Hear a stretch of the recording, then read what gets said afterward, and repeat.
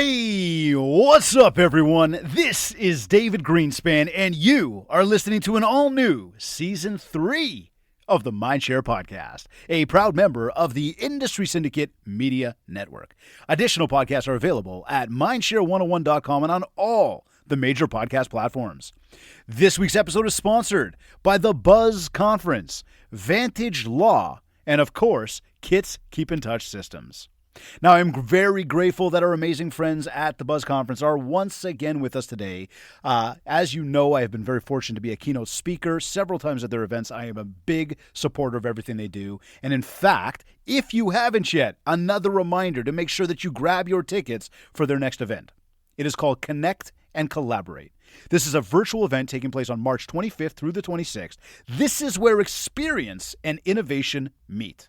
Speakers include Phil Soper, Tim Hudak, Caroline Chang, Mississauga, Ontario Mayor Bonnie Crombie, founder of the agency in Beverly Hills, Maurizio Umansky, and myself. And that is just the beginning.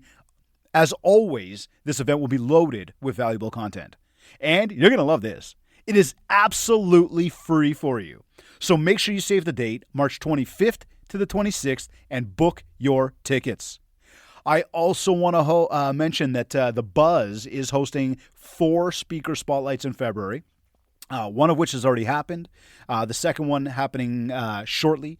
This is happening every Wednesday this month, just before the Mindshare Podcast at 12 p.m. Eastern Time on Wednesday, with a different speaker each week. Now, this month includes a bunch of my buddies.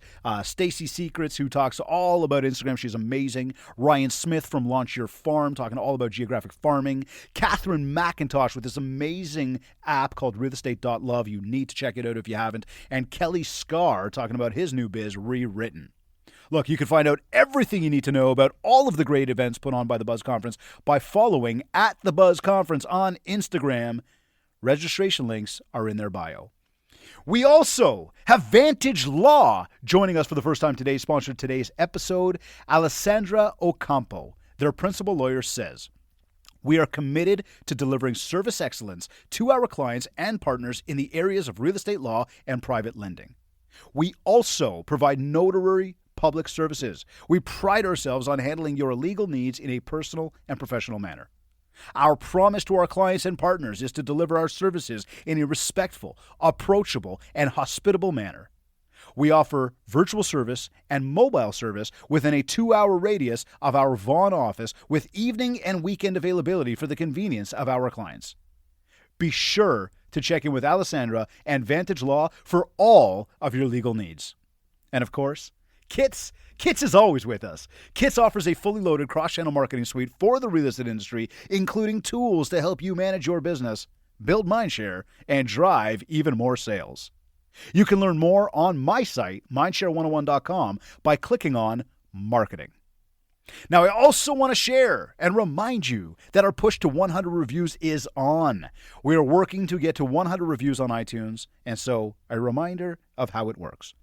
Go to iTunes, please. Rate the show, please. Leave a review, please. And you will be entered into a draw to win a free one-to-one strategy call with moi. Today's episode is number 116. He's a wannabe chef, a collector of fine dining menus, and a ridiculously early riser. Growing up, he always dreamed of being a world-renowned chef, but his high school guidance counselor convinced his parents that a Bachelor of Commerce was best for his future. So off he went to McMaster University. He's now been a realtor for the past 25 years and has been witness to rapid change in the way which real estate is bought and sold. He, too, remembers the old days of the black and white MLS tear sheets. In 2016, he had the honor and responsibility of serving as president of the Ontario Real Estate Association, OREA. And in 2017, he was awarded the FRI, Fellow of the Real Estate Institute. Known as Realtor Ray, a.k.a. Chef Raymond, Captain Raymondo, and Ray Jr., this week on the show, I am joined by Ray Ferris to discuss how to keep up with the change in the world of real estate. Chef, Captain Raymondo, Realtor Ray, welcome to the Mindshare Podcast. Well, thank you for having me, David. I'm honored to be here. And you make me sound very, very old. Well, hey, geez, man, I'm sorry. You're going to say something about, the chef part of it or any of the other stuff there. But hey, listen, man, like I think that age and maybe longevity in the business, actually proves a real good thing for today's conversation because as we talk about the change in real estate, um, actually, we want to talk about age. I don't think anybody else here knows this right now, but this is a cool one. So, how old did you turn a few days ago? I turned 49. I turned 40. Oh, So yeah, look, we're only 9 years removed from each other, but for everybody who doesn't realize, Ray and I share a birthday. we do. Did you know that Al Capone shares the birthday with us too? Well, and as does Betty White. There you go, Betty I think White. Jim Carrey as well. Is it Jim Carrey? Really? I Right. didn't know that one. Yeah, Interesting. You see that? So yeah, they get to share their birthday with us. that's Right? right. But yeah, no, you can't go down that road because you're certainly not old. There's no way, but experience in the business is certainly something that I really want to pick your brain about today because I think that we're about to talk to a lot of people about this stuff. Like when we think about it, for the markets that we've seen and the way things have changed over the past even year, never mind the past God knows how many. I mean, like here, look, 25 years in the business, right? I mean, look, I've been around it a long time too. And as I had mentioned the black and white MLS tear sheets, I will tell you that I completely remember them. Like my father owned a owned a brokerage for the first 25 years of my life, 20-ish years of my life. And I remember going in there, Ray, after school, that's where I would sit. I'd sit at the front desk and I'd watch everybody come through the doors. And that's where I was babysat because there's nowhere else to go. Dad was working, mom was working. And I remember black and white MLS tear sheets. I remember the whiteout. I remember the typewriters. Oh, I yeah. remember the whiteboards where you guys put all the listings. I remember the pockets full of quarters and the pagers. And I mean, I say this on a lot of my shows lately because it's just one of those where, for the folks that have been here, they get the old school, but then we talk a lot about the new school and how can we get out there and how can we build biz? And, you know, now when we look at all these smartphones that we have, it changes everything sort of, right? Because it changes the mentality about what we can do with business, how we can get out there. But I mean, look, it was a different world back then. But my question to you, I guess, on that front then is how different is the way we do business today? And is it different? I've been a realtor for 25 years, as you mentioned, David. I remember the black and white tear sheets. And 25 years ago, with those black and white tear sheets or the MLS catalogs, realtors were the keepers of the keys. We had the information. Right. Consumers had to come into our office or contact us to get information about real estate. Today, when a prospective buyer contacts me about real estate, they already know what properties they want to look at. They've been online, they've looked at the photos, they've looked at the information. So 25 years ago, if somebody wanted to buy a particular home in a neighborhood that I serviced, I had to show them every single home in the neighborhood in their price range. Today, when people contact me, when buyers contact me, they only want to look at one or two that are of interest to them that they saw online. In 25 years, technology has changed dramatically. Every day, it seems like there's a new, shinier object to help us do our jobs. And that's what technology does. It has certainly made our jobs easier. You referenced pagers and pockets full of quarters and the old cell phone in the bag and then the curly Q antenna. So on your pager, all you would see was a phone number. So you'd have to drive somewhere and find a phone booth, put your quarter in the phone booth, call a number, and you had no idea who you were calling because all we had were numeric pagers that only gave us the phone number. So a smartphone has certainly helped us in that regard, in that we get a whole message on our smartphone. But what has remained constant in the 25 years that I've been a realtor? One thing. What's that? Relationships. Relationships matter. Right? That's the only thing that hasn't changed. Yet we think that because we've got all this access to technology, that it has changed, that we're going to do it a different way. I was mentioning to you just before we came on air that one of the groups that I was coaching earlier this morning, we were talking and we were going through it, and we talked about a little bit of money being thrown at social media advertising. And what I'd mentioned was, I said, look, you could throw the money at social media advertising, and I'm not going to sit here and say it doesn't work. Throwing money at social media advertising is like throwing money at the bus bench and at the flyer and at the billboard, right? And it's not that it doesn't work. It's just you're taking the digital highway instead of the regular highway. The whole thing still comes back to, even when you manage, after all the time and the money that you spent to do this, to generate that lead, you now need to convert that lead. And as you just mentioned, the path to converting that lead is relationships.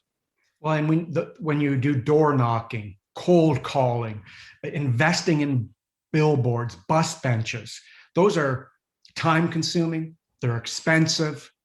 And if you generate a lead, and you're right, they do work to a lesser extent. If you throw enough stuff at the wall, it's ultimately going to stick. But I like to call those types of leads, David, cold leads. Those people don't know you. They don't necessarily like you because they don't know you, and you haven't established trust with them yet. Whereas if you invest in relationships and work with people that already know, like, and trust you, which I call warm leads, you're already trusted. They're not going to question your fee model. And you're probably the only realtor that they're interviewing for the job because they already know, like, and trust you. Okay, this takes me here then. What are the two reasons people go to your website? I think that they come to my website to look at listing information, homes that are for sale, homes and cottages, and perhaps to email me. Okay. How did they get there? Well, I would hope that they already know me, right? Like, let me go back to every single property that I listed last year. Okay. And I'm a very strong lister. I like to work with sellers. Yep. 100% of my seller clients were people that I had done business with prior. One lady called me last year to sell her cottage that I sold to her 24 years ago. And I said to her, Carol, why are you calling me back 24 years later? I was tickled pink that she remembered me. But she remembered me, and she told me that she remembered me because I stayed in touch with her for 24 years.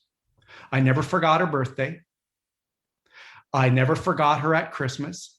I do the occasional check-in with her throughout the year. And each year at the end of each year with the realtors in my office, I give them a summary of all the transactions that they participated in. And I ask them to complete an exercise of writing down where all that business was derived from. Where did it come from?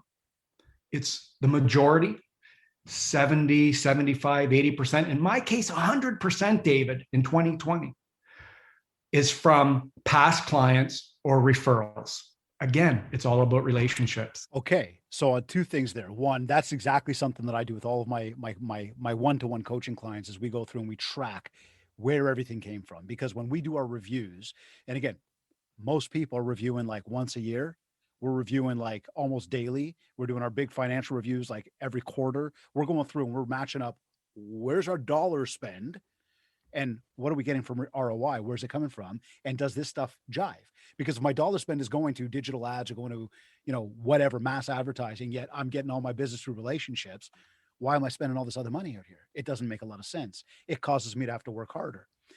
Now, my question, I just want to add something there, David. Like, some of the realtors in my office, my realtors often come to me for advice. Yep. And several of them came to me with all these creative ideas about how to achieve some new listings. Every single idea was expensive. It was incredibly expensive. And I would say the return on the investment was extremely minimal. My advice to them, call your past clients and take them out for a cup of coffee and have a 20-minute conversation with them. And that is a hell of a lot more effective than that $5,000 billboard that you're talking about investing in. And the fact that you kept in touch for every single birthday, it's the exact same thing like we talk about. Real estate is a long-term investment. You want to talk to your investor clients, it's long-term. You're not going to get in today and make a profit tonight and sell tomorrow. It's long-term. Same thing with relationships. It is long-term. So keeping in touch for 25 years let's call it what it is. That's time involved. Well, when you're spending enough time and you're putting enough people and building enough relationships, you're going to be very busy staying in touch with people and wishing happy birthday. But I get the argument all the time from people going, but I don't really see the birthday call being an IPA, an income producing activity. And I beg to differ, because what you just said, and for the amounts and countless stories we've heard, that is where it comes from. It is the relationship. And it is what you said, that they do not look up and start talking to you about your fees. They just know what they're going to get. And hence back to my question about why do people go to the website? I would say exactly that. That client is not going to your website. They're pulling your phone number out of their phone because they know you, and they're going to shoot you a quick text or call you and tell you what's up. They're not going to your site. So for everybody, again, why are people going to our website? One, you've got a listing on the MLS that I really, really like the house. I've decided to potentially bypass the person I know who's a realtor. Again, remember that I already know. So if I don't happen to know, or I bypass them, where am I going? Maybe I'm ending up on your website to find out more about you, so I can call you, so I can come see the property. That's one reason. The other reason, it's back to all the expensive creative ideas that people come up with on how to drive more sales, is advertising and marketing the shit out of people. That's the only other reason to go on your site. So if we think to ourselves, well, what's the quicker, easiest way to do this? It comes back to connecting with people.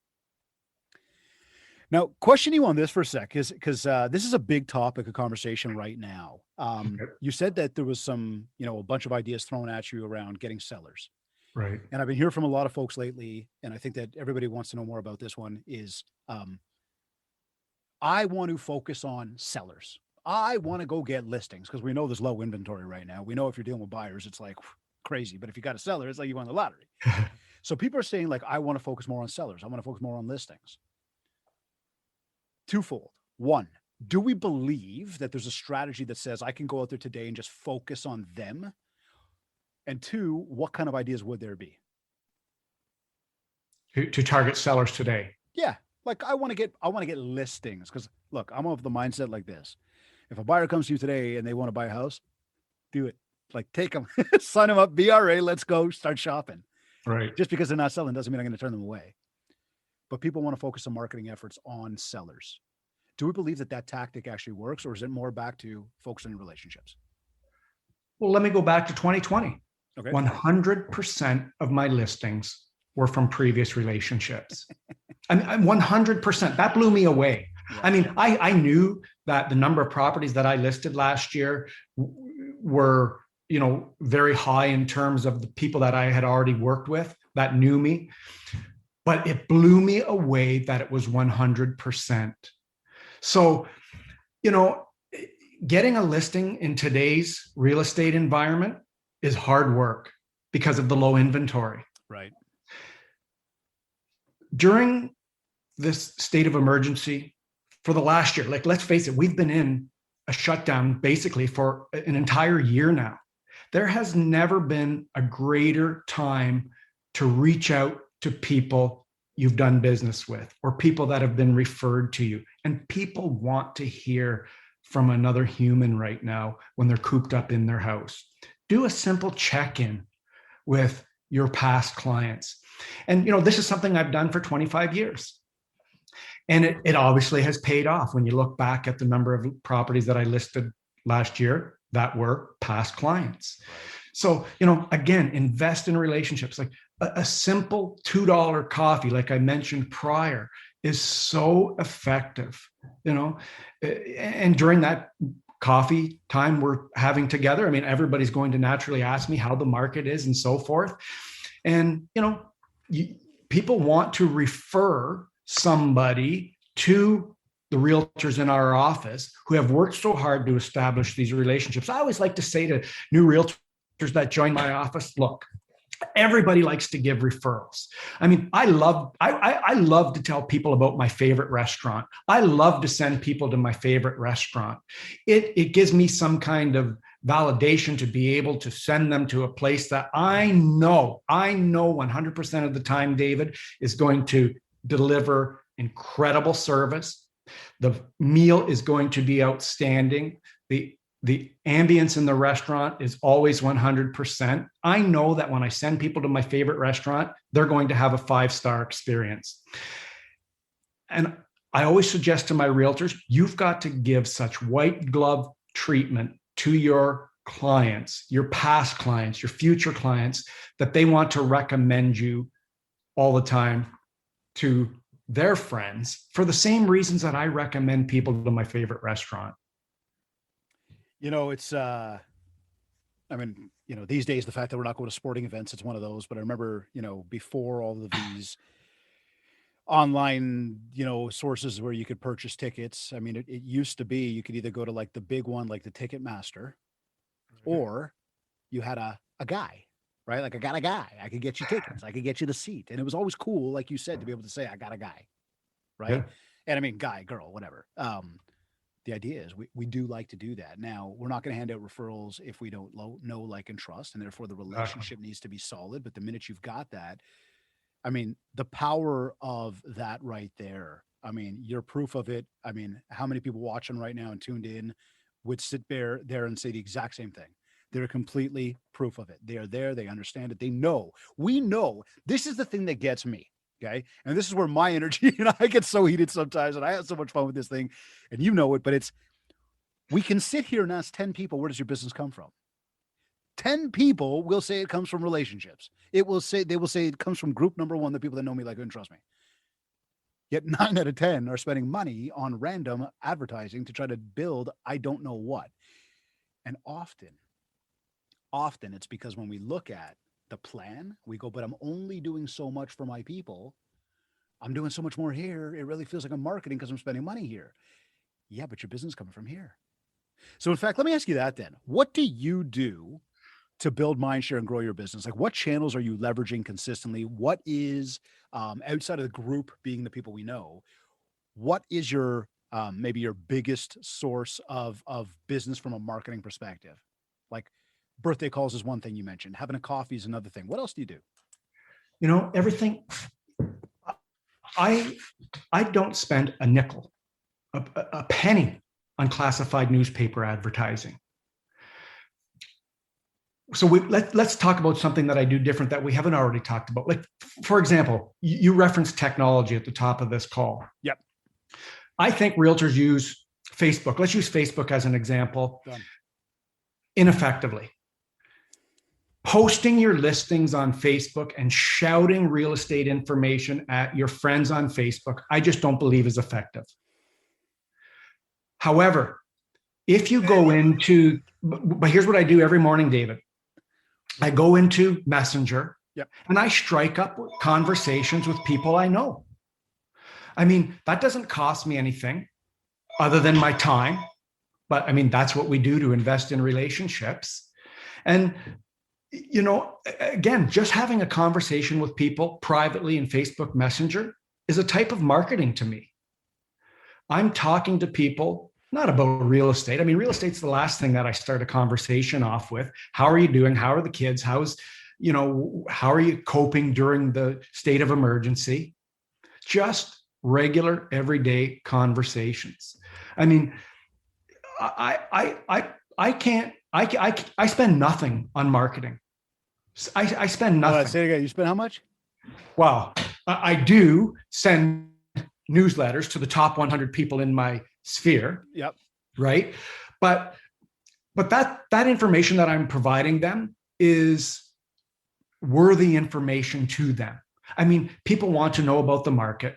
People want to know home maintenance ideas, and people want to know what's happening in the community.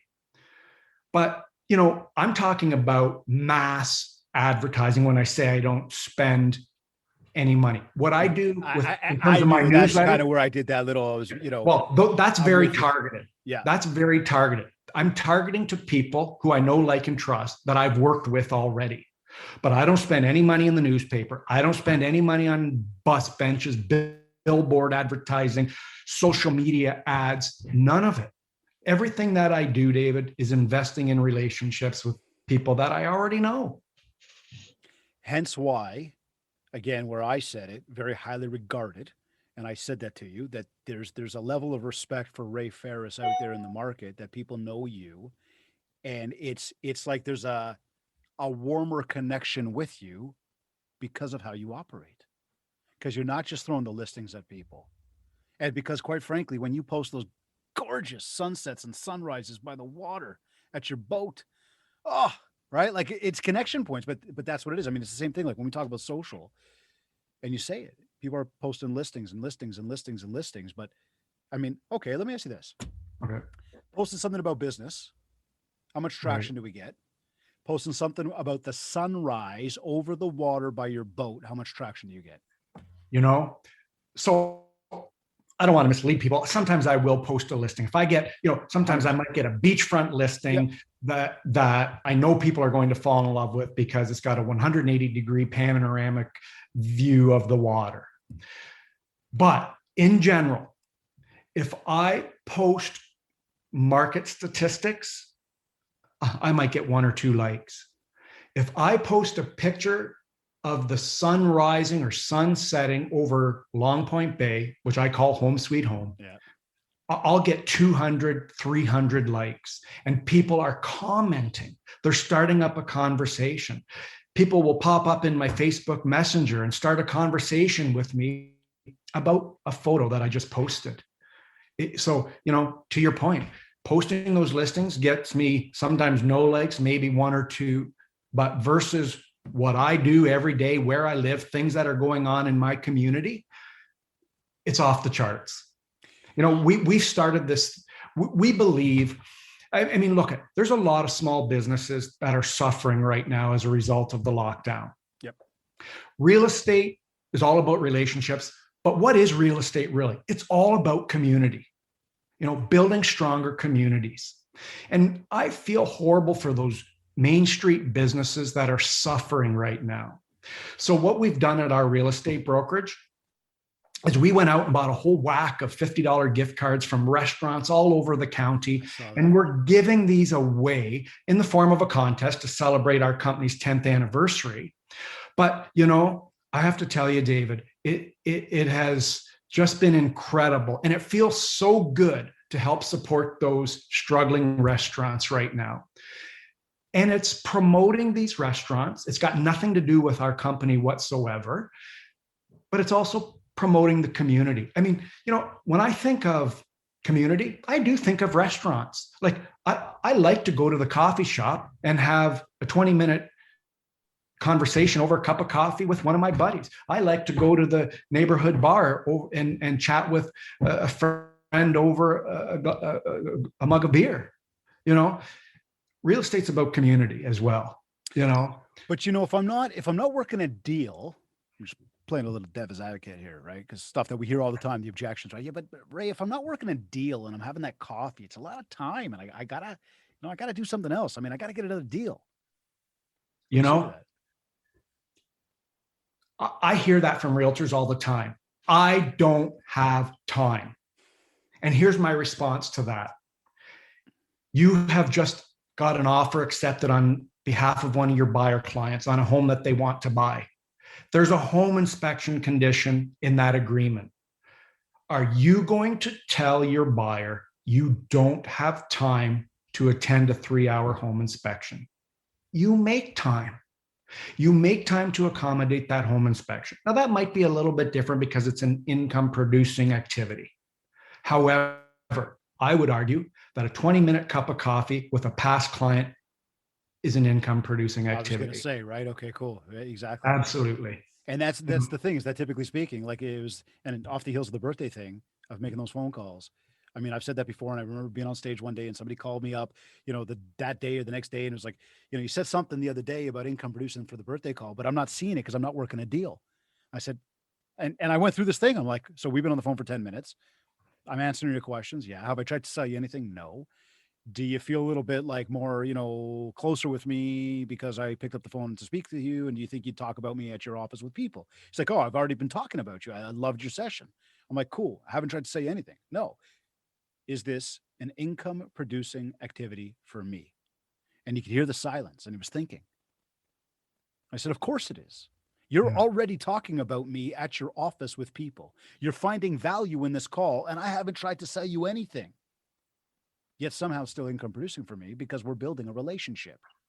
And let me tell you about a guy, a very successful realtor in a neighboring community. Yep. Him and I developed a relationship 25 years ago. He was a very successful, old school realtor.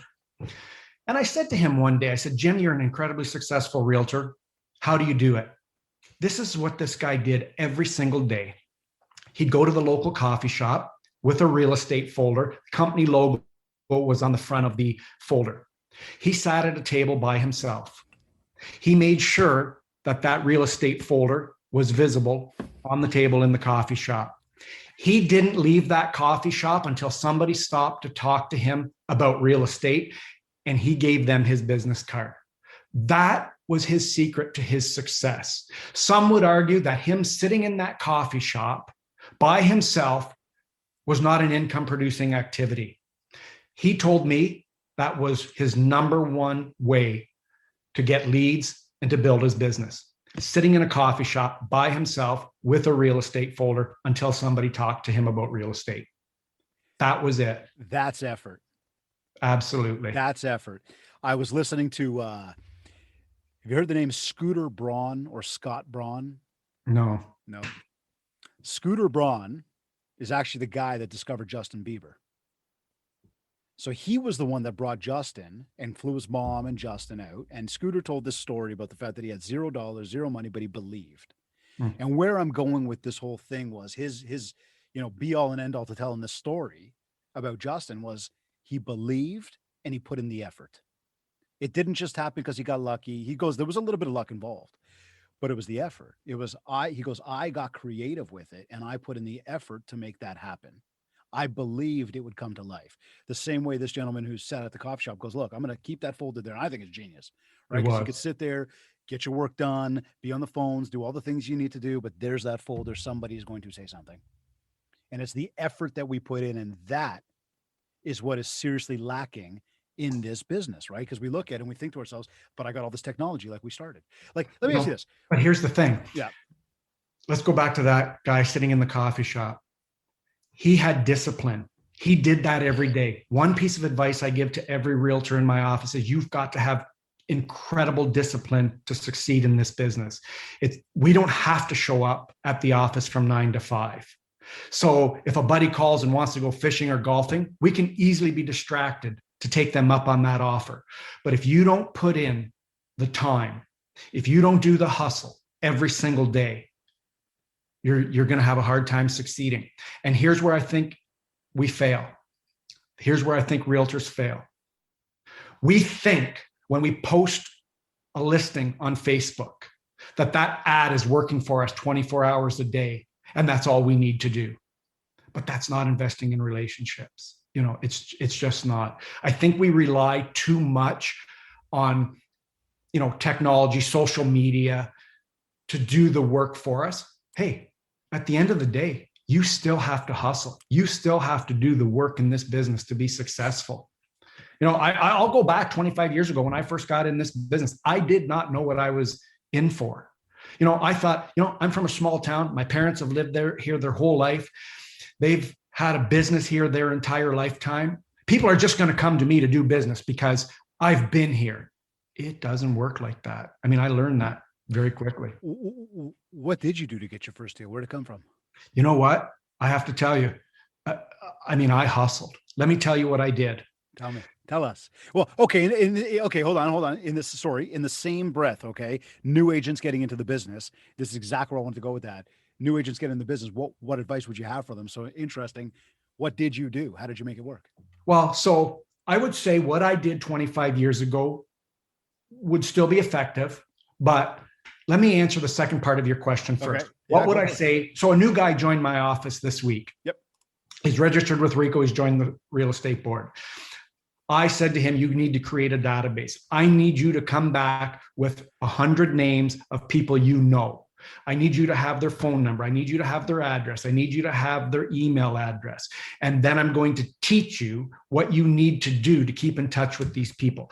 I'm teaching him how to invest in relationships, how to nurture those relationships, how to train those people that he's the go-to source for real estate in our business. What I did 25 years ago, I knocked on every for sale by owner. I targeted for sale, and for sale by owners. I know a lot of realtors hate for sale by owners. They say, who do they think they are trying to sell them their home on their own? Here's what I would say to that. A for sale by owner is a dream come true to me, because we've got somebody sitting in the marketplace who's put their hand up and says, I want to sell my house. Hey, beautiful. I'm going to go knock on that guy's door and try to earn his business. And I won't dive deep into how I do that, because I think there's a proper way to earn the trust of somebody who wants to sell their home on their own for whatever reason. So for sale by owners I loved for sale by owners. 25 years ago, we were also allowed to prospect expired listings. I know we're not allowed to do that unless the MLS now says that there's consent to do so from the seller. But this is going to sound crazy, but this is how hard I work to get established. And it is hard work to get established when you're new in the business, because you come into this business with no clientele. Mm-hmm. I'd get up at some god-awful hour. And remember, off the top, you said I'm an early riser. Yeah, ridiculously early riser. But it was even more ridiculous 25 years ago. I'd get up in the middle of the night, sometime after midnight, when the hot sheet would show us what listings just expired. I'd make a list of all the properties in my marketplace that had expired. And then I would show up on the door of those people and say, look, I know your property's no longer for sale, assuming that the for sale sign was down. Are you still interested in selling? And from FSBOs and from expired listings, I earned a tremendous amount of business. The other thing I did is I wanted to be known in the marketplace. I did 2 open houses every single Saturday, and I did 2 open houses every single Sunday. So every weekend I did 4 open houses. Why did I do that? I don't believe that somebody's going to walk into an open house and say, this is the place for me, I'm going to buy it. But I was new. I needed to get my name out there. Mm-hmm. I needed people to know that I was a hard worker. So open houses really helped me get my name in the small community in which I live as well. So those were the 3 real secrets to my success right out of the gate. Cool. And so again, doesn't go without effort. Instead, it's a ton of effort. It's actually putting it in. It's not just getting your license and sticking an ad on social media. This was doing the dig and doing the stuff that most people don't want to do. I have a saying, and I'm going to read it here because I don't want to butcher it in any way whatsoever. Everything I share may sound simple, but simple doesn't necessarily mean it's easy. From outsiders looking in on our profession, we make what we do look incredibly easy. But 95% of what we do as realtors goes on behind the curtain. The consumer, the public, doesn't see what we're actually doing. I say that because there's an incredible amount of discipline and effort that goes into what we do on a daily basis. And you've got to have that discipline to be able to succeed. I do a minimum of 2 hours of prospecting every single day. Prospecting could include how many days? Every single day. Thank you. Every single day. Hey, some people might say, you even work Sunday? Well, people have birthdays on Sundays. Yeah, there you go. So, 2 hours minimum per day. I'm talking to people in Messenger. I'm picking up the phone, touching base with people, wishing them happy birthday, sending them birthday cards. I'm really well known for sending handwritten note cards to people for whatever occasion I might be writing a note card for. And I'll tell you what I do. I'm going to share this little secret. After every single listing presentation I make, when I leave that homeowner's home, I've already got a handwritten note card addressed to those owners. And when I walk out the door, I slide it into their mailbox. I don't know how many listings that I've achieved where that was the icing on the cake. I hope what I said during the listing presentation, was helpful to me earning that listing as well. But you know what? It blows people away when you do that little extra thing. And those handwritten note cards, those little note cards go a long way. So We've talked about birthday cards. We've talked about note cards. So far, those both involve you, your hand, and your pen, therefore your time. We've talked about going for coffee, you and your time. We've talked about messenger conversations. That's you and your time. So far, all of this involves you. What about all this automation, though? Can't you just set it up and walk away? Like, what's the big deal? You know, here's a great example I heard following the Super Bowl with regards to automated social media posts. Okay. I can't remember what company it was, but they scheduled some automated social media posts to take place after the Super Bowl. They put the wrong name of the winning team in the post. Can't remember what company it was, nor do I want to call them out. However, this is what somebody said. I was listening to a talk radio show, and they had a bunch of talking heads on the radio show, and they were discouraging people from automating social media. And somebody said, what if somebody had scheduled a tweet about what a fantastic Super Bowl that was, yet something horrific happened during that Super Bowl? And they used the example of a bomb going off during the Super Bowl. I mean, that's something, we don't want to talk about. I know that sounds horrible, but that really drove home that point for me. That would have been horrific if somebody had scheduled something regarding the Super Bowl and something terrible happened. Well, I saw something come up right after. It was actually a commercial on TV that came up touting buying the Tampa Bay Buccaneers NFC Championship T-shirts and hats. I don't remember which company it was, but you can buy the actual genuine T-shirts and hats they wore for the NFC Championship. Hello, they just won the Super Bowl. I don't want the NFC Championship anymore. I want the Super Bowl. Good example. But something was automated. Nobody thought about what timing and everything. Let me give you one more thing on automation. And thank you, because I was being facetious around the whole thing about automation, right? Well, no, but I mean, similar along the line, outsourcing your efforts on social media. I've got a buddy who has hired somebody to outsource, to do his social media for him. We all know it's not him making those posts. It's not his personality. You guys all know right now I'm loving this content, right? I'm loving this. Sorry, Ray. But I mean, but it's so true. I used to be afraid of doing video. I would have never did what I'm doing with you today several years ago. we don't like the way we sound. We don't like the way we look on video. And I think it was a very well-known, successful realtor in Toronto said to me, you know what, Ray? You look the same in person as you do on video. If you think you look stupid on video, you look stupid in person. Well, it's the same thing I say about the mirror. You're the same guy, right? If you talk and look at yourself in the mirror, that's the same person. But that's it.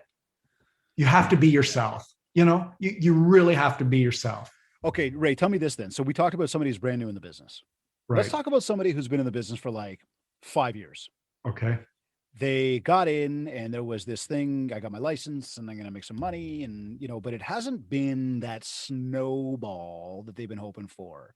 They're still trying to find their way. They're still trying to find that consistent stream of business, that income, that cash flow. What would you ask them about what they're doing? What would you suggest that they do? And by the way, I loved your answer with the new agent, because one of the biggest things we always hear is go pick a farm area. Yet my advice, if you're ever talking to me, I'm going to say, before you brush your teeth tonight, build your contact list. So I love what you said there, but what do we say now to a person 5 years in the biz who's they're doing it? It's not part-time, it's full-time. They're just not happening. Look, let me use myself as an example. And I like to say to realtors all the time, learn from me. I've made every mistake in the book along the way. Biggest regret I have, dialing back 25 years ago from when I got into the business, was that I didn't have consistency. I didn't maintain a database. I didn't have a CRM. I didn't have help.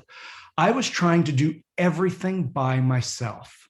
So the realtor that's been in the business 5 years today, as per your question, what would I say to them? Same thing I'd tell that newbie. Where's your database? Where's your CRM? What are you doing with the information in your database and your CRM? Because I would bet that somebody who's struggling in the business after 5 years, they probably don't have a database. And if they do, they're not working it. Like, you know how many realtors I know, David, that I've suggested they create a database, and so they do it. They create the database and then it sits there. Well, you've got to work the database. It's not going to work itself. So, I would really want to ask questions about what are you doing to keep in touch with those people that already know, like, and trust you. It's the conversation each time I speak to somebody and I say, so how's business? How's things? Because we know there were people last year that had some ridiculously amazing years. Like, there was a lot of people that we spoke to that said, like, literally my best year ever. There was other people that said, it's been really bad. And like you had literally like both extremes. There wasn't a lot in the middle there. You either did like really, really kick ass, or like you just didn't do a hell of a lot. And for a lot of the people that didn't do a hell of a lot, there can be a lot of reasons why. And I don't fault anybody, because this whole thing we're dealing with is just unprecedented, right? The people, though, that are not doing enough, my specific question, very much like yours, is, are you calling your database? And you hear and forgive me, everybody, but, oh, I know I should. You're like, okay, but wait, like, that's where your business comes from. I know. So why aren't you calling them? I don't know. Okay, listen, stop right now. I want you to call 5 people today on your contact list. I know I really should. Like, do it. Don't tell me you should. Don't tell me you know that you should. Do it. How many of those people don't? And so again, everybody tuned in, for everything you're learning from Ray on this episode right now about relationships, when we think about that phone call, how crucial it is to make that call. And I want everybody to ask yourself and think to yourself, if business is not where you want it to be, are you making your calls? Are you connecting with people the way we're talking about here? It's that simple. And you know what? I mean, I understand that people don't like to pick up the phone and call people, but I mean, it's just a requirement of this business. But you need to have a reason to call. If you're afraid to call somebody, well, make a reason to call them. I talked about those newsletters that I send every single month. After those newsletters are sent, I'm pouring through my database of people who are receiving those newsletters and asking them, how'd you like the content? Do you have any questions in there? What would you like to see from me further? So it's the newsletter is actually a conversation starter for the telephone call. You've got to have a reason to call. I like to have 100 people in my database that get the white glove treatment from me. I spoil these people rotten throughout the year. I'll drop off, a small, inexpensive gift on their doorstep, take a picture of the gift on their doorstep with my iPhone, and then text a picture to them saying, hey, David, I just left something on your doorstep, and you also receive a picture of it. Building relationships, letting people know that I know they're there, that I care about them, that I appreciate them. And that's, again, all about those relationships. Okay, so when we look and we say, 25 years in the biz, we have seen different markets. We've seen interest rates go out of control. We've seen stock market crashes. We've seen, we've now seen a global pandemic, right? And we're in the midst of this thing right now. When we look at and we understand, and I mean, I love the relationship message today. You've seen a lot of different markets, but we've never seen COVID before. What are some of the things that you are focused on doing every day? And I know we've really been exhausting that in a very positive, good way here. What are some of the non-negotiables, though? And I'm going to come back to this whole thing about where we made the comment, and I agree with you completely around, you have the time. You've got to make the time. You got to manage the time. This is not a 9 to 5. This is not a 40-hour week, right? What does your day look like? What does a day in the life of Ray look like in terms of like what you're doing to get out there and build and grow and maintain your business? And what are some of those non-negotiables? So, I mean, like, we know birthdays are there and phone calls are there. What else are you up to? Yeah, the non-negotiables, I get up at the same time every day. 4 a.m. What time do you go to bed? But let me tell you why I do that. I'm a broker of record. Yep. I'm responsible for the success of the salespeople in my office. I like to provide the advice, guidance, counsel. I set the overall strategy for our brokerage, right? Yep. I'm not getting phone calls, emails, text messages between 4 a.m. and 8 a.m. So it's my time. I've always been an early riser. I prefer it. But what time do you go to bed? Well, earlier. I'm sleeping by 10 p.m. Wow. Okay. I never see midnight, not even on New Year's Eve. But, it's like, I can't go to sleep until I see midnight. Getting up at the same time every day, being at my desk the same time every day, putting in 2 hours of prospecting every day, those are non-negotiable. People say to me, how do you find time to prospect for 2 hours? Well, I make time. Just like you make time to attend a home inspection, just like you make time to show a house. It's no different to me, and it's all that discipline that I'm talking about. What's non-negotiable in my business is the discipline. And so, okay, and major point for everybody to really listen to is it's the discipline. Like you got to be disciplined to make it happen. I mean, look, sitting here February 10, we are 41 days into the year, and a lot of people 41 days ago embarked on their new journey for this year to try to hit new goals, new achievements, new habits, new routines. Most people, 19 days ago or so, fell off of all that. Why? Because they weren't disciplined enough to stick with it. So the discipline creates the consistency, which builds the habit, which now just makes it innate. And now you are winning. And again, Ray, you're proof of all of this, man. It's going in there and doing things and, building that mind share on a regular basis. I got to bring that up. So now I got, when it comes to the low inventory and handling multiple offers, there's one thing to say, like, how are you handling low inventory? You're doing your prospecting every day. You're reaching out and you're building on your relationships. Would that be just the bare bones answer? That's what I do, no matter what type of market we're experiencing.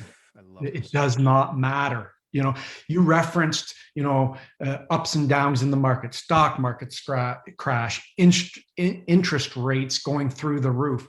But guess what? My income over 25 years always gets better. It doesn't matter what kind of market it is. It does not matter what kind of market it is. Why is that? Because I've invested in those relationships. It's as simple as that. Changes, okay, COVID hits, we have a state of emergency declared almost a year ago in March of 2020. I have to admit, I was a little bit frightened. I mean, we had never experienced a global pandemic in our generation before. I was scared. I was scared for the health and safety of my family and my friends. I didn't know what to expect, but that didn't stop me from doing the things that I did every day prior to the state of emergency. And guess what? 2020 was an incredible year for me, with 100% of my sellers being people I had worked with before. You can't get distracted by outside influences that you have no control over. Stick to it. And as a matter of fact, I probably, during that initial days of the state of emergency, worked harder than ever at reaching out to people just to see how they were doing. And that was it. How you doing, David? How are you feeling during this? Just want to let you know, we're all going through tough times, whatever, and those conversations developed from there. I didn't change a thing. No change. Okay. So no change means no pivot. No. And I had to bring that up because I know, and I know I've been making the jokes and the pokes about the word pivots and zooms a lot, whatever. But on a very serious note, 2020 was, the big key word was like the pivot. But let me break something down. And you just really brought this one to light for me right now. Why was there such a pivot when this happened? There was a pivot because everybody, or many, were doing the wrong things to try to get out there and do business. Ray, you, and everybody listening, Ray didn't pivot. Ray has always been building on relationships, always calling people, always doing the things you're supposed to be doing. And what have guys like me been saying for the past 12 months? Go out and make your phone calls. Go and connect with people. Go and check in with the local shop owner to see how they're doing, because they are not doing well right now. I had a realtor reach out to me when open houses and door knocking open houses were declared illegal to do in the province of Ontario. Door knocking was frowned upon, even though I'm not a fan of door knocking because I think it's cold prospecting at the end of the day, but okay, some people still do it. And this realtor's business model, her marketing rather, was ruined. That's all she knew how to do. And she said, what do I do? And I said, you've got to reach out to those people in your database. She was doing the wrong things prior to, in my opinion. And hey, let's face it. Door knocking, you're going to ultimately knock on a door and maybe achieve some level of business. But as we said before, a lot of effort, a lot of time, and I say you're getting cold leads. But I didn't change a thing. I didn't change a thing. I may have ramped up the amount of outreach I did because I was stuck at home, but I still kept doing the same things. And that's the only thing that hasn't changed in real estate in 25 years. Right there, full circle. I love that. I love that a lot. So I think it's important to focus, because of the way we're on lockdown right now, because of the fact that we are all leveraging these lenses and we're all leveraging these technologies and these phones and the virtual tours and the e-docs and the e-signatures. We're leveraging all that stuff. Back in the day, you used to actually go out and present the offer. Now we're sort of forced to have to adapt to other ways. But with all this tech, and the fact that we are talking so much about the fact that it is a people business and it's not a technology business, right? With all this tech, what do you think, what can you suggest that realtors do, that everybody does, to remain relevant and continue to prove value over all this stuff, over all these iBuyer situations and different options that are available out there? Like, what do we do as human beings to continue to remain relevant, even though we got all this technology? Technology is a tool of the trade. It does make our jobs a little bit easier. Let's talk about e-signatures. E-signatures are fantastic in a pinch. E-signatures are fantastic for a guy like me that sells primarily cottages, and my cottage sellers and my cottage buyers are generally not local.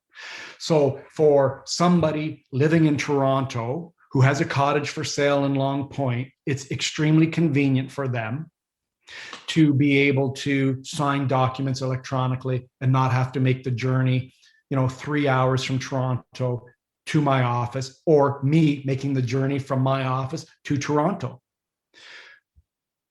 But I think maybe to a flaw, we hide behind technology and don't get face-to-face with people enough. Yes, the technology helps us do our jobs quicker and easier, and maybe we can be a little bit more productive, but I still maintain, let me explain it to you this way. Mm-hmm. If my seller is local, if my buyer is local, I want to be eye to eye, face to face, belly to belly with them. If I can go over to their dining room table or their kitchen table and sit across the table from them and present an offer versus emailing it with electronic signatures, you better believe that I'm there. So, I don't think we can hide behind technology. I think we can use technology in certain cases, but let's not let that become the prevalent form of the way we do business.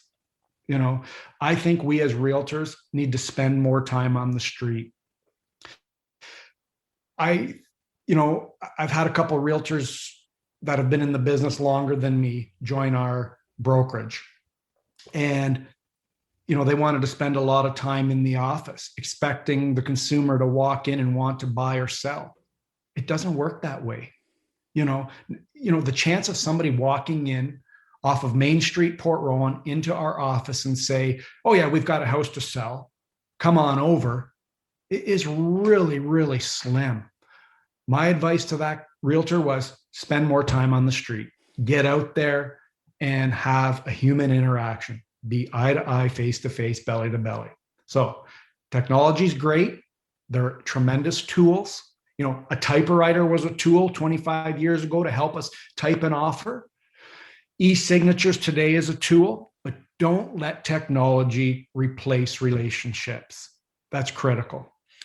It's powerful for sure. And I know that there's many that would be wondering right now and going, but getting out on the street and doing the coffee thing, I can't do it.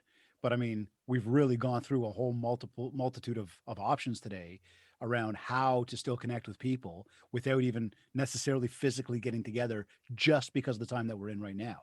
But the minute that we are able to get back together and it is a comfortable thing to do, just out there, do it, get back to people. That's the key. And if you're not going to do it now, the phone calls and the handwritten notes and the connections on social, and not just post and listen, but the actual connection, there's still a lot of ways to build relationships with people. And when you're focused on the relationships, the rest of it really does come. Absolutely. I mean, I couldn't agree with you more. One thing we didn't touch on, I want to touch on. I've been in this business 25 years. Yep. I continually invest in professional development to this day. I know you had Daryl King on the show a few weeks ago. Yeah, he was on fire that day. 35 years in the business, is he? Yep. 30 that plus guy, for sure. Yep. He still invests in professional development. He still tries to better himself. Some people would call me maybe an education junkie, but I'm committed to remaining modern and current with real estate. So, I want to add that as well, because I think part of a realtor's success is remaining relevant and modern and educated. I mean, real estate's changing every day. I mean, this business gets crazier every day, So we've got to continually invest in our own knowledge. Oh, look, personal development. I talk all the time about how important it is to be reading a lot of books, how important it is to watch videos and learn. I mean, again, last night I was listening to this interview with Scooter Braun, this guy that brought out Justin Bieber, right? And listening to his trials and tribulations and how he got there and whatever. I was listening to Magic Johnson the other night and his story about how, it all came together for him. And I mean, that's the big deal right there, is when you're learning, when you're developing and you're feeding the brain, you are able to get to that next level in your personal progression. And, with our coaching program, a lot of that is the same, where, like you said, in the biz for 25 years, yet still trying to learn everything today, all the new stuff. We're working on exactly that. And I mean, the message, right? It's that whole thing of trying to, combine the old school with the new school mentality to find that perfect blend of success, which actually leads me to this question of, how do you know when it's been a successful day for you? You just know, you just feel it inside that you've done everything that you wanted to accomplish. I'm a famous guy for checklists. I have checklists for everything, and I prioritize those checklists from the most important to the least important. It feels great to check off everything on your checklist every single day, but sometimes you just can't get it all done. And I don't feel bad about those 3 or 4 items at the bottom of my checklist that I don't get done, because I can just carry them over into the next day. But I will not compromise prospecting. Prospecting will never be removed from my checklist. It's at the top of my checklist. But I mean, just the other day, for example, David, I was working in my office, and when I packed up to go home, I felt so good because I knew that I had a great day in terms of what I accomplished. I think if you leave things unfinished, you feel guilty about it when you go home, or at least I do. So I just feel really good about a good, successful day, and I know inside when I've done a good job. That successful day, was that a result of getting through what you needed to get through in a day, or was that a result directly because you got a deal? Oh, I got done what I needed to do. Thank you. So you're not judging success based on the deal. No. Okay. It's based on what you set out to do. Did I accomplish my plan? Yeah. I mean, look, we have the smallest amount of inventory I've ever experienced in 25 years. Yeah, that's wild out there. I mean, the lowest. Like there's multiple offers in small town rural Ontario, where I come from, 25 years ago meant 2 offers on one property. That was multiple offers, 2. Today, multiple offers is 20, 30, 40. And 25 years ago, the winning offer only had to pay $100 more than asking price. So today, if you're relying upon being satisfied with what you've done in a day by the number of homes you've sold, with a shortage of inventory, you're not going to be feeling great, you know? I do know, I'll just wrap up with this. Yeah. I do know that those days where I do, which is every day, that 2 hours of prospecting, making those phone calls, making those contacts, that maybe today that didn't result in actual income, but those income producing activities are for the future. And I know, hey, I'm still here 25 years later. And it just gets better and better the more I invest in those relationships. Watching the clock and being respectful of your time. I want to kind of piggyback off what you just said and say, you know, what last words or tips can you share to everybody who's tuned in so that they can help themselves get out there and build more mind share and really grow their business in 2021? My goal is to light everybody on fire here. And I'm so grateful that, you know, you made the time, and for all of you who are tuned in live right now, for everybody tuned in, you know, listening to this on iTunes and all the major platforms. Thank you. You know, and again, my goal is to help you guys propel forward. So Ray, how can we help people? What's some of those last piece of advice we could share today? Well, before I do that, I want to thank you for having me on today. And, Absolutely. You know, my wife is also a realtor, and oftentimes I'll receive inquiries. Big shout outs to Amy. I'll often receive inquiries from other realtors, competitors, about how they should handle a particular situation. And Amy once said to me, "Why do you answer the questions of our competitors? Why are you helping them?" I do that for two reasons. One, I'm a big believer that what goes around comes around. Someday I'm going to have to ask somebody for help as well, and they'll always remember how I helped them. But the other thing is, David, I would rather help my competitor get it right rather than have them do the wrong thing. Because when any realtor does the wrong thing, it makes us all look bad. So I want to make sure that the profession looks just like that, a profession. I want all realtors to look professional. To wrap up and answer your question, what do you need to do to achieve success? Invest in relationships, obviously. I mean, that was the theme of what we discussed today. Have that self-discipline to do those things that we've talked about today. I'm a big believer in investing in professional development. And I think I mentioned this already during our talk. The biggest regret that I have in real estate, dialing back 25 years ago, is that I didn't have, I wasn't consistent.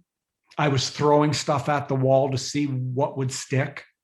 I didn't maintain a database. So, 5 years later or 6, whatever number of years later that I said, Jesus, I got to get a database together here. I've got to have a diary of people that know, like, and trust me.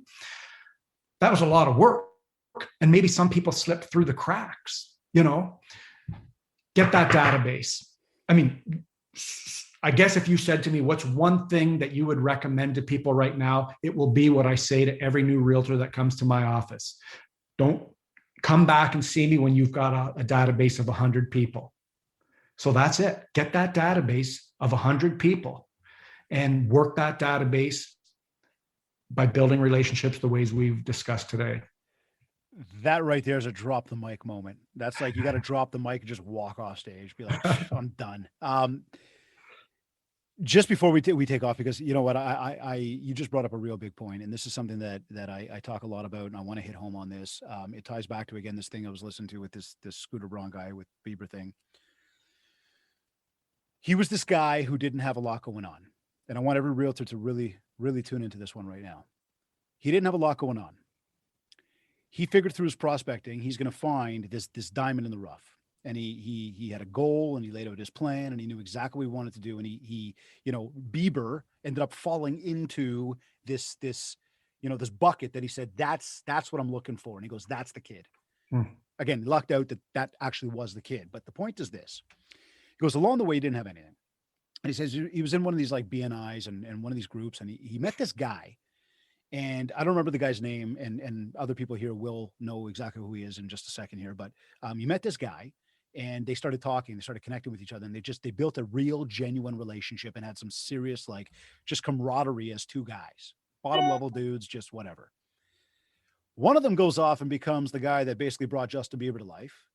The other goes off and builds this company called Spotify. He now says these two, he says him and this guy are still like best friends. They never, ever talk business. Here he is with like the top artist in the world. Here's this guy with like one of the top music platforms in the world.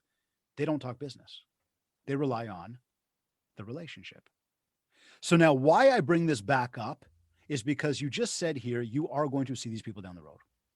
And he said the exact same thing. He goes, it is a small world. And when we do a deal, when we do something with somebody, when we do it, we've got to understand that we will see them again.